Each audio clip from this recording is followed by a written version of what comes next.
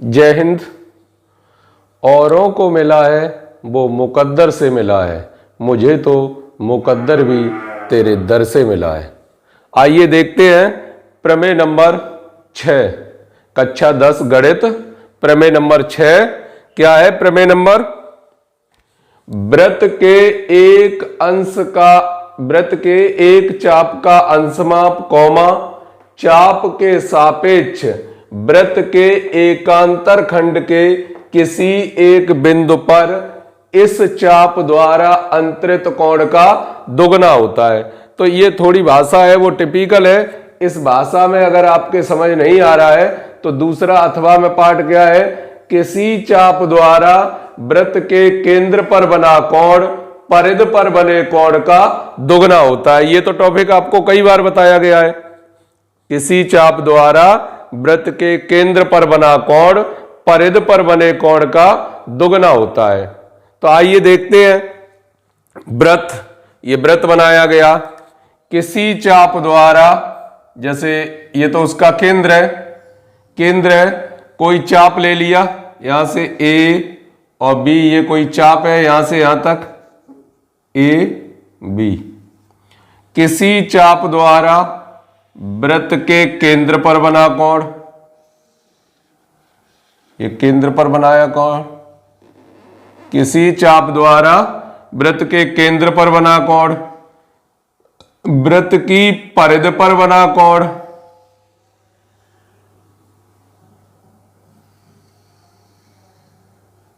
तो ये किस पर बना हुआ है? परिध पर। ये कहां बना हुआ है? केंद्र पर।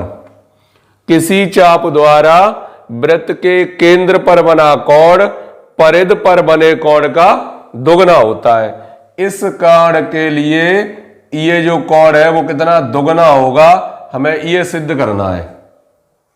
तो सिद्ध करना है, आप वैसे ही डायरेक्शन उसकी दिखा दी, ये तो बताया ही था। तीर के चिन्ह क्लॉकवाइज या एंटी क्लॉकवाइज लगाकर उसकी डायरेक्शन क्लियर कर देते हैं। डायरेक्शन क्लियर हो गई। ये बिंदु O है।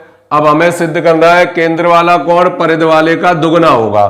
तो आइए देखते हैं। सबसे पहले लगाते हैं हेडिंग नंबर 1। हेडिंग नंबर 1 में क्या है? ज्ञात है। ज्ञात है। क्या ज्ञात है? COR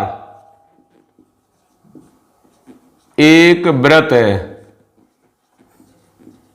COR एक वृत्त है जिसमें कोण AOB केंद्र पर तथा कोण ACB परिध पर बना कोण है।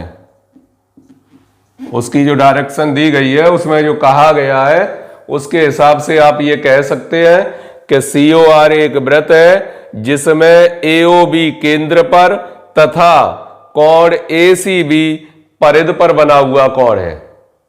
दूसरी हेडिंग क्या है? नंबर 2।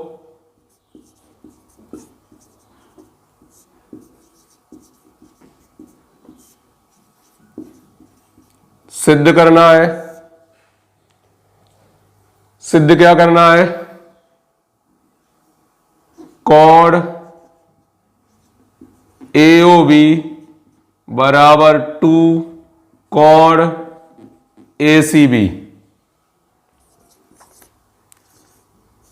हेडिंग नंबर 3 रचना।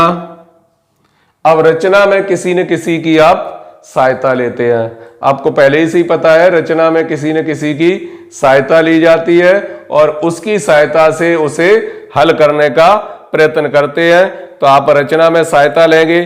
जैसे आपने पहला क्वेश्चन किया था, जो प्रमेय नंबर 1 था, उसमें क्या त्रिभुज बनाए, त्रिभुजों को सर्वांग समता सिद्ध की, तो त्रिभुज की सहायता लेके सिद्ध कर दिया। किसी में उससे अगले वाले में ये वाला पॉइंट लगा के अगली प्रमेय सिद्ध कर दी कि किसी चाप द्वारा वृत्त के केंद्र पर बना कोण परिध पर बने कोण का दुगना होता है, ये तो हम जानते ही हैं। और इसके माध्यम से इस तरीके से ये क्लियर हो गया। अब यहां ये पहले ही से कहा जा रहा है कि किसी चाप द्वारा वृत्त के केंद्र पर बना कोण परिध पर बने कोण का दुगना होता है, ये तो सिद्धि करना है। तो अब इस प्रमेय में इस पॉइंट का यूज आप नहीं कर सकते, और किसी माध्यम से आइए यहां पर जो हमें सिद्ध करना है कि किसी चाप द्वारा वृत्त के केंद्र पर बना कोण परिध पर बने कोण का दुगना होता है, तो कोई और माध्यम अपनाना पड़ेगा। और माध्यम क्या है? आप त्रिभुज का माध्यम अपना सकते हो। तो किसी तरीके से त्रिभुज बनाए, तो त्रिभुज बनाने के लिए यहां से एक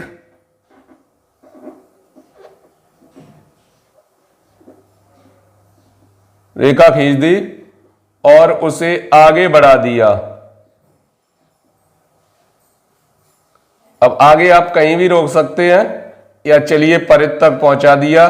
इस बिंदु को कह दिया डी, डी कह दिया इस बिंदु को। तो इसी को उसमें लिखना है ओ सी डी को, सी ओ डी को मिलाया। रचना में क्या करना है? सी ओ डी को मिलाया, सीओडी को मिलाया। Point number 4 उपपत्ति। अब उपपत्ति के अंतर्गत देखेंगे आप कि एक तो आपके सामने ये त्रिभुज है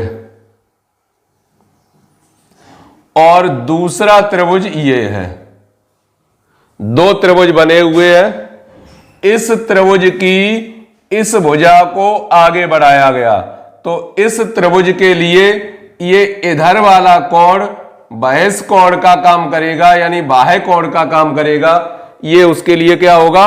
बाह्य कोण होगा। ऐसे ही जब इस त्रिभुज पर जाएंगे तो इस त्रिभुज के लिए इधर वाला कोण जो है वो क्या? बहिष कोण का काम करेगा। और इसके लिए एक प्रमेय क्या होती है? यदि किसी त्रिभुज की एक भुजा को आगे बढ़ाया जाए तो उसके मध्य बना बहिष कोण त्रिभुज के दो दूरस्थ अंतः कोणों के योगफल के बराबर होता है, यानी इसके और इसके योगफल, इसका और इसका योगफल इसके बराबर होगा। ऐसे ही इधर त्रिभुज नंबर 1 में इधर वाले का और इसका, इन दोनों का योगफल इसके बराबर होगा। तो भाई पॉइंट आप नोट कर सकते हो। हम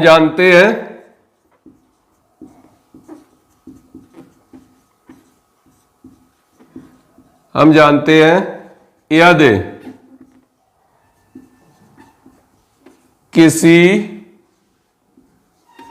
त्रिभुज की एक भुजा को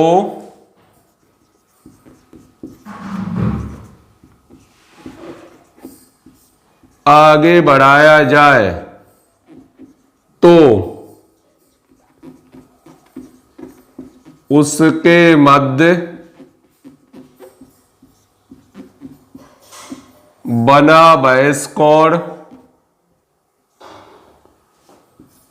त्रिभुज के दो दूरस्थ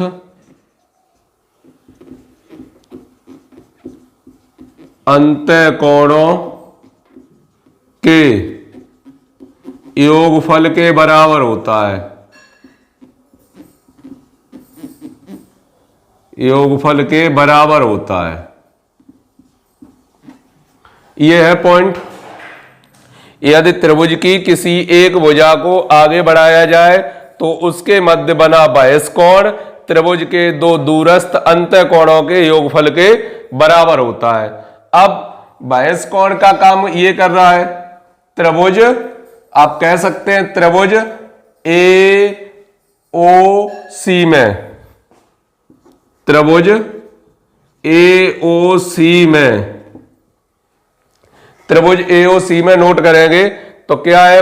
बहिष कोण का काम ये कर रहा है, यानी कोण ए ओ डी, कोण ए ओ डी बराबर कोण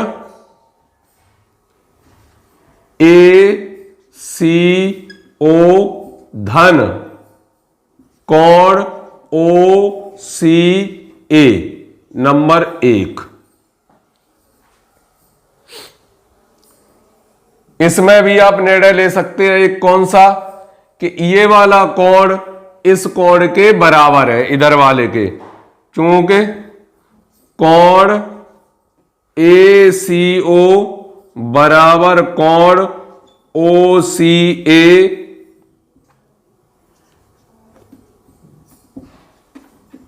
वृत्त की त्रिज्या, वृत्त की त्रिज्या, या आप कह सकते हैं कि AOC एक समद्विबाहु त्रिभुज है। AOC एक समद्विबाहु त्रिभुज है क्योंकि ये भुजा और ये भुजा जो आपस में है वो कैसी है, बराबर है, त्रिज्याएं हैं। जब ये दो भुजाएं बराबर हैं तो इधर वाला ये वाला और ये कोण आपस में कैसे होंगे, बराबर होंगे निश्चित रूप से। तो यहां मान रख दिया कोण AOD बराबर कोण ACO धन, इसकी भी जगह रख सकते हैं ACO। तो कोण AOD बराबर 2 कोण ACO, इसे डाल दिया समीकरण नंबर X। इसी प्रकार त्रिभुज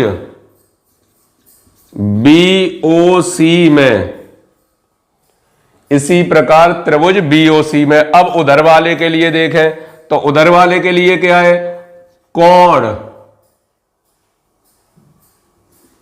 BOD बराबर कोण BOC धन कोण OCB, चूंकि कोण BOC बराबर कोण OCB, तो कोण BOD बराबर कोण BOC धन कोण BOC, ये दोनों आपस में बराबर हो जाएंगे। तो कोण BOD बराबर 2 कोण BOC नंबर 22, ये तो नंबर 2 कह दिया। तो ये दो समीकरण आपको प्राप्त हो गए इस तरीके से। समीकरण X और Y को कर दिया ऐड, यही नोट कर देते हैं। समीकरण X तथा Y जोड़ने पर, जोड़ दिए तो कोण AOD धन कोण BOD बराबर 2 कोण ACO धन 2 कोण BCO।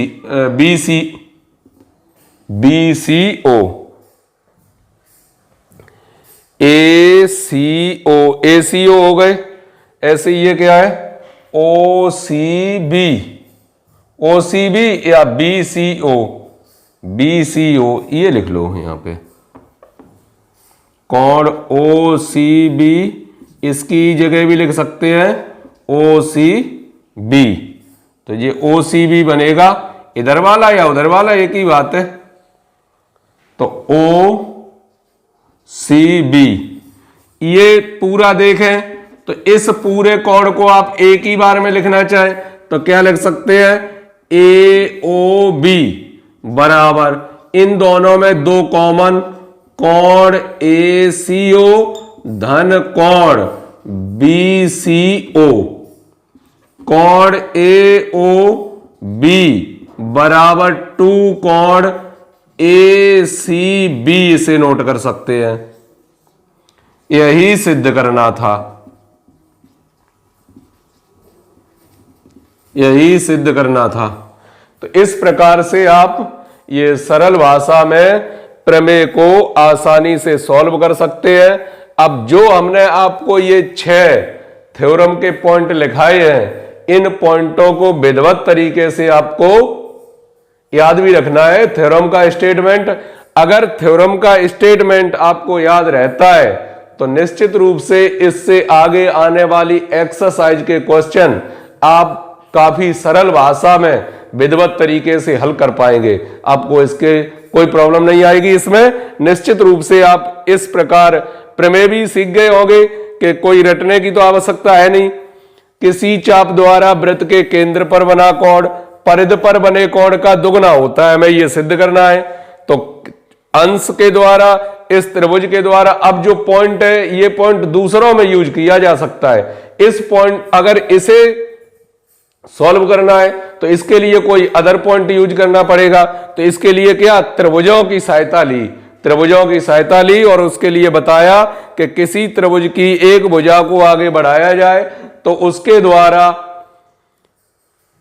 बना बहिष्कोण या बाह्य कोण त्रिभुज के दो दूरस्थ, ये तो पास ही है, तो दूरस्थ ये है, दो दूरस्थ अंतः कोणों के योगफल के बराबर होता है। ये आपको पहले से पॉइंट याद होना चाहिए। हालांकि इस पॉइंट को हम बता भी देंगे आपको किस तरीके से इस पॉइंट को निकाला जा सकता है। क्यों ऐसा होता है कि इसका दूरस्थ जो बाह्य कोण है, इस बाह्य कोण का योगफल इनके दो अंतः कोणों के योगफल के बराबर होता है। मिलेंगे आपसे कल फिर नेक्स्ट वीडियो में, तब तक के लिए जय हिंद।